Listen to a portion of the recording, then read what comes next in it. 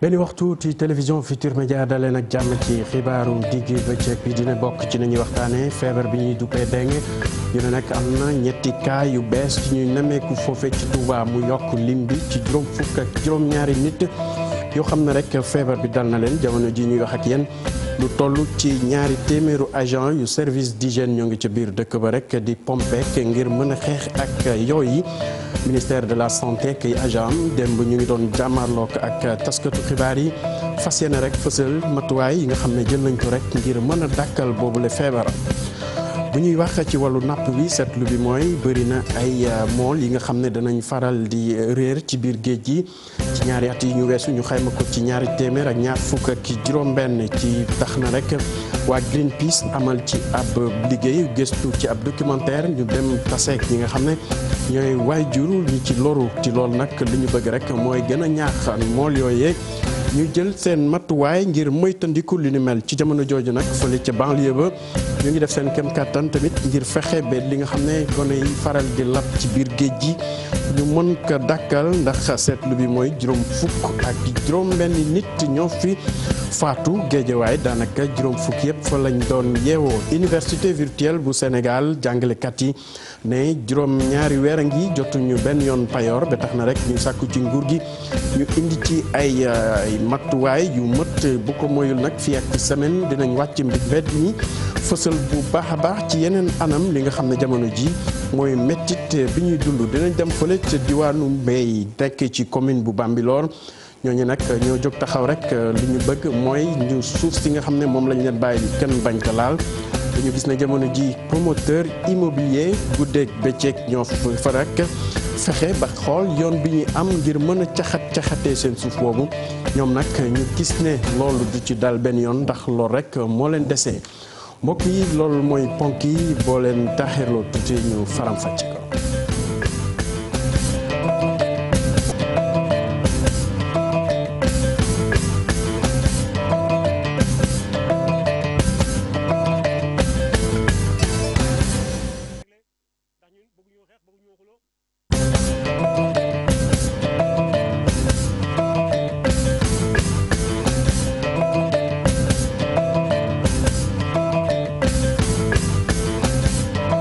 mbokk yi asalaamaaleykum nañ ko waxee ci ponk yi diwaanu Touba lu ñu jëmale foofe nag seetlu bi mooy am na ñetti cas dengue yu ñu fa signalé ci fan yi mu yokk lim bi juróom fukk ak juróom-ñaari nit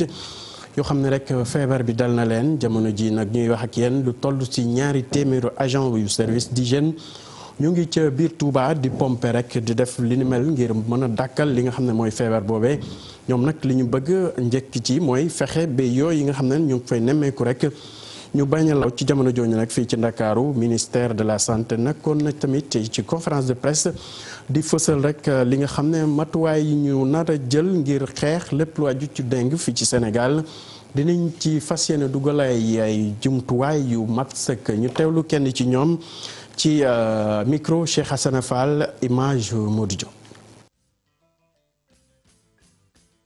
lu ñu gën a ràññee tey surtout en constatation générale mooy syndrome grippal yi grippe bi temps yi dafa am doole yaram bu tàng bi palu bi mais ñi xam te ne dañoo xaw a sonal palu bi dañ leen mujjee référé sinon niveau pédiatrie constatation am na éruption cutanée yu ñu am temps yi passé et à part de ça grippe bi moo gën a sonal xale yi. lu may ñaax dëkk bi mooy que ñiy teel a dem di faju teel a yóbbu seen doom yi hôpital au lieu ñu toog seen kër di xaar parce que mën na andi yeneen complication gis nañ fi ay cas yu bëri finalement dañ leen mujjee évacuer alors que mënoon nañu bañ a àgg ba foofu ak ñëw. waaw loolu nekkoon rek feebaru grippe bi ñu nemmeeku fii ci Ndakaaru foofee ca hôpital Philippe Maguilène Senghor ñaar wala ñetti feebar yoo fa jël rek daanaka loolu moo leen fi indi ba tax docteur yi di sàkku ci ñi nga xam ne rek ñooy askan bi. ñuy teel a dem l'hôpital bala feebar bi di gën a law ñu wax ci waa UVS di jàngalekat yi féete ca université virtuelle bu Sénégal ñooñu nag toog nañ juróom-ñaari weer yoo xam ne jotuñu payoor ba tax ñuy sàkku ci kilifa yi ñu jàppale leen ñoom nag daxul ba fan yi di ñëw ñu jël yenn matuwaay yu yees ngir mën a jàmmaarloog nguur gi jot seen koppar ñu teewlu kenn ci ñoom di Cheikh Tidiane Mbaye bokk di sax secrétaire général bu collectif tuteur yu féete foofu ca UVS. ndaje tey bi daal li nga xam ne moom moo ko waral mooy njàkkare bu ñu am ñàkkare bu ñu am ci ay nit ay gor yoo xamante ni ay sénégalais yu bëgg seen réew ay sénégalais yu xam seen wareef nekk di liggéey boobu ba léegi yàgg na presque toog nañ juróom-ñaari weer fayuñu leen li ñuy tuddee juróomi semestre liggéey nañ ko fayuñu leen te ñàkk fay bi wala yéexaayu fay bi du rek loo xamante ni tey la dafa sax. ñu fayul fii ak mardi te ñu fay lépp nag lépp luñ ñu yoreel 5 semestres yëpp bu ñu ko fayul fii ak mardi tutorat bi dinañ ko dakkal ba keroog ñuy xam fu ñu jëm. ñu wax ci beneen mbir diwaanu Mbey askan wa fa yeewoo nekk ci commune bu Bambilor ñoom nag li ñu bëgg mooy seen suuf kenn bañ ko caxate seetlu bi mooy jamono ji nag dinañu gis guddeeg bëccëg ay promoteurs immobiliers yu fa ñëw rek teggat li nga xam ne mooy seen suuf soosu ba tax na nag ñoom jamono ji nee na dinañ jël benn matuwaay ngir seen moomeel boobu kenn bañ ci teg loxo Ousseynou Thiam Amadou Bamba Sam doxatu woon nañ fa. ci lii di commune bu Bambilor jege lool lii di Lac Rose dëkk bii di Mbey nag bëgguñu benn yoon seeni suuf ñu jox ko rek ay promoteur chaque année boo ko jaayee mango nga am 2 millions wala 1 million 500 loolee mën na la jàppale ci dund ba at mi det si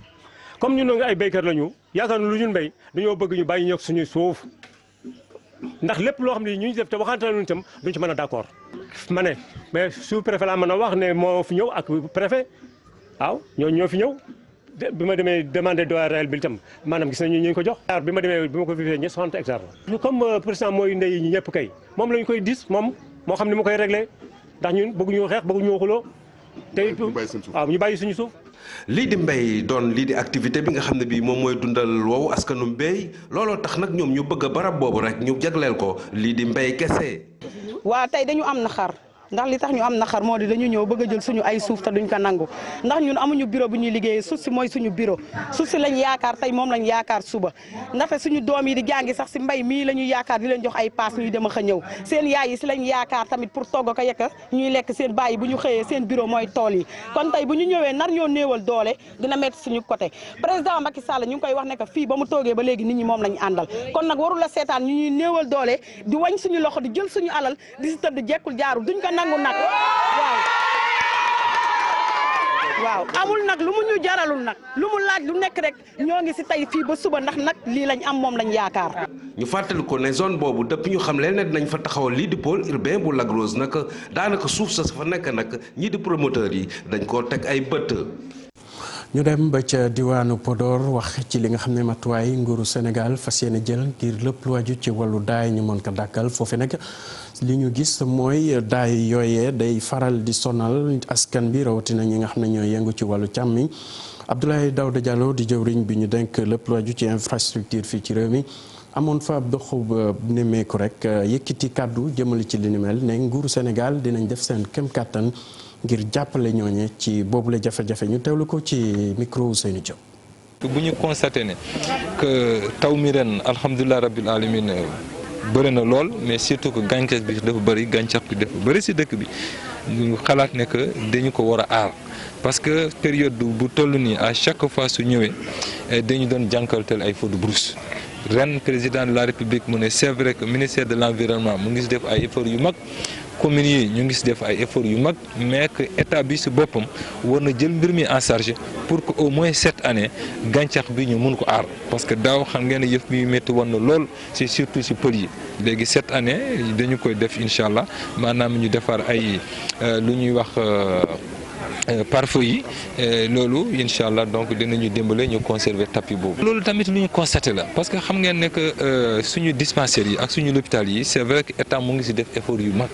mais population bi dafa amul lu ñu nga xam ne def ko war a fay si wàllum paj bi c'est vrai que président de la République def na effort au moins si ñaari disons xeet maanaam muy moins de 5 ans yi mais aussi les plus de 60 ans. kuréel bi di Trust Africa di rafetlu dal ak jàmm bi ñu nemeeku fii ci Sénégal yàlla na yokku loole nag ñu gis ne bëriwul ci réew yi mu am bokk na ci Mali ak Zimbabwe saa yu élection présidentielle wala li ni mel amee rek ñu seetlu ci ay jàmmaarloo ba tax na ñuy ñaax ci kilifa yi rawatina ñuy yëngu ci wàllu politique ñu def seen kam kattan ba lii di démocratie ku ci nekk bàyyi ci sa waar fexe tamit ba jàmm sax dàkk fii ci suñu réew Cheikh Diop teewoon na ci seen ndaje ànd ci ak Mar Dieng. lépp lu soxal wàllu violence nekk ab laaj bu samp ci li nga xam ne rek moom moo di organisation laata ak itam après li nga xam ne moom moo di élection yi ñu daal di ci nemmeeku ay xeetu violence yu bari lii di ab constat boo xamante ni Trust Africa moom moo ko daal di xamle. les élections en Afrique je ne dis pas que ça pose. fii ci tudd bu Afrique nag élection yi nga xam ne moom lañ fi bëgg moom moo di élection yu jaar yoon am itam li nga xam ne moom moo di transparence waaye boo defee ab taxaw seetlu amul benn dëkk ci tund bi rek boo xamante ni dina amal ay élection ci jàmm. il y a beaucoup de violence. Afrique de l'Ouest bokk ci zone yi nga xam ne fii la ñuy gën a nemmeeku li nga xam ne moom moo di xeetu violence. xeetu violence yi booy seet Afrique fu nekk la bu élection xasee ba jub dënn yi dañuy tàng xel yi jaxasoo ay dëkk yi nga xamee ni mënoon nañ ci wax muy Mali. wax ci Mali ndax élection bi yàggul ba mu fa jugee et dëgg la dafa nekk dëkk boo xam ne dafa nekk ci yeneen jafe-jafe même balaa élection yi di ñëw ñu wax ci Zimbabwe xool foofu tamit nan la fa changement bi dikkee wax ni foofu dafa mel ni dafa am génération bu bees boo xam ni moom mooy seet bëgg leneen ni li fa nekkoon. lu mooy loolee tam ñi lay jàpp ne réew bu Sénégal doon na ab modèle ci lépp lu soxal wàllu démocratie. c'est là où il y a la liberté. réew bu Sénégal nag doon ab exemple ci lépp lu soxal wàllu élection ndax bu élection amee dinañ nemmeeku doomu aadama bi dina mën a wax li nga xam ne moom moo di xalaatam te dara du ko ci fekk li ñu ñaan rek moom moo di élection yi nga xam ne moom lay dëgmal du yàgg dara mu daal di rek fexe noo xamante ni duñu fi nemmeeku ab bakken bu rot. continuer à donner l'exemple. Trust Africa di sàkku ci ñi nga xam ne rek ñoom ñoo di leader africain yi nag ngir ñu daal di gën a ñoŋal lépp lu soxal wàllu démocratie ak itam li nga xam ne moom moo di jàmm li ñu jàpp moom moo di lii dina mën a tax ab réew daal di jëm kanam ba tax kenn du ci nemmeeku ay bakken yu rot. Cheikh Diop ci fan yi ñu génn nag njiitu réew mi Macky Sall mi ngi yoon ci diwaanu Ziguinchor ak li ko wër bët saalum réew mi ci loole nag dem na fële ci Ziguinchor ci tournée économique bi mu doon amal ci loolu sax sukkandiku na ci li ni mel ngir teg xeer wu njëkk marché bu Tilène màggal na tamit li nga xam ne wala sax daloo na li nga xam ne mooy route nationale numéro 6 ci loolu nag la sukkandiku ngir ñëwaat ci bilan bi nga xam ne jot nañu ko dugal ci wàllu koppar foofee ca Ziguinchor ñu gis ne lu ëpp 400 wala ñeenti téeméeru milliards ak juróom fukk dugal nañ ko ci lu ëpp juróom fukki projet ñu déglu ko rek ci micro Boubacar Dias. Cette tournée en Casamance m'a permis elle aussi de voir d'importantes réalisations comme la RN6 mais de lancer. sama tournée bii ma def ci Casamance may na ma mën nemmeeku ay jéego yu bari yi ma def ci diiwaan bi waaye it tàmbali tali bu ñu duppee boucle des Kalounaay waaye it liggéeyu Promoville bu Ziguinchor te fàttewuma benn yoon boucle du Fogny bi ma war a tabax du yàgg dara ubbiteef RN6 bi ma def tey dinañu may ñu mën jokkalante lu mat téeméeri kilomètre ak ñaar fukk ak juróom benn maanaam Ziguinchor Tanaf Kolda Koungkané ak Mandadouane mu doon wiiri bu ñu doon wax fii sànq. Donc quelqu'un parlait du contournement, je crois que voilà une satisfaction pour vous. Ce projet réalisé, je l'ai rappelé avec l'appui du Millennium Challenge, dans le cadre du Compact 1, a nécessité 117 milliards, dont 62 milliards du gouvernement américain sur la route. ma fàttali ni projet bii su amee Millennium Challenge moo ci jàpp te ñu dugal ci téeméeri milliards ak fukk ak juróom-ñaar te juróom-benn fukk ak ñaar yi nekk bu gouvernement américain. suñu xaymaa lépp sama gouvernement dugal na ci Casamance diggante 2013 ak 2017 lu mat ñeenti téeméeri milliards ak juróom fukk ci lu ëpp juróom fukki projet ak ñeent. Entre 2013 et 2017, des investissements d'environ 450 milliards de francs CFA concernant plus de 54 projets. ñu wax ci mbiru politique foofee ca Koupentoum moom seetlu bi mooy daanaka leader yi nga xam ne ñoo bokk ci Benno Bokk Yaakaar bokkuñu benn kàddu ba tax na rek loolu am na ay jafe-jafe ci li nga xam ne moo aju ci out signature bi may seen candidat mu mën a bokk ci élection présidentielle yi. ci loolu sax vice-présidente conseil départemental di Awa Tine sol dàllam rek fexe bi kilifa yooyee fexe ba mën a am benn kàddu bu leen di may ñu am taxawaay bu mucc ay pour seen coalition boobee Moussa Oumar Gueye teewoon na fa andi ci Kamadou Diédhiou. Koupentoum ñàkk déggoo bi nga xam ni fës na ci diggante responsable politique yi fare ci nguur gi nekk na li nga xam ni tàmbali na indi ay jeexi jaaxa ci wàllum signature yi nga xam ne ñu ngi ko doon wut ci parrainage seen candidat Macky Sall.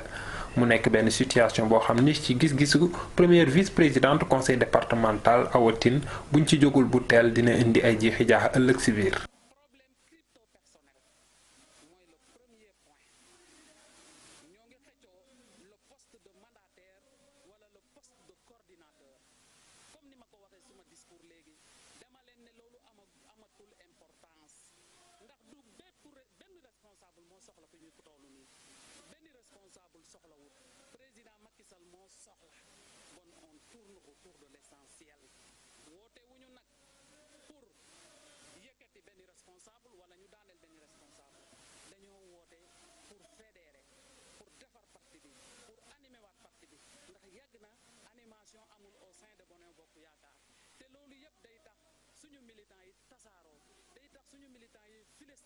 bu yàggul dara am na benn ndajem waxtaan boo xam ne amaloon nañ ko ci Ndakaaru ci teewaayal ki nga xam ni moom mooy délégué régional bu parrainage fii ci Tambacounda waaye loolu nag dafa nekkul lu dul benn xeetu déggoo boo xam ni ab déggoo muusante la ku ci nekk yaakaar ni da ngay nax sa morom leneen lu ñu mën a jàpp mooy ñi nga xam ne ñoom ñooy soxna yi ak waxambaane yi nga xam ne ñoo fare ci parti pouvoir ci néegéeni si ñu ngi yuuxu wallu ndaxte gisuñu seen bopp amul benn responsabilité boo xam ne jañ nañ dénk leen ko.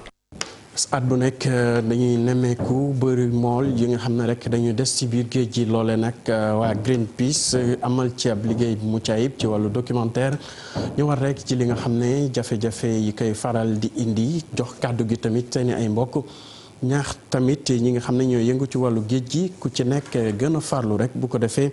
xeetu l'accident yooyu ñu mën ka moytandiku dinañ ci ñëwaat ci suñuy xibaar yi di ñëw. ñu wax ci wàllu politique foofee ca Tivaouane farandoo Ousmane Sonko njiital Pastef ñoom dañu gis ne saa su nekk dinañ yëkkati ay kàddu rek di ko jëmale ci seen njiit terewul nag saa su nekk ñu ngi fësal seen ànd ak moom dina ci ñëwaat rek ci li nga xam ne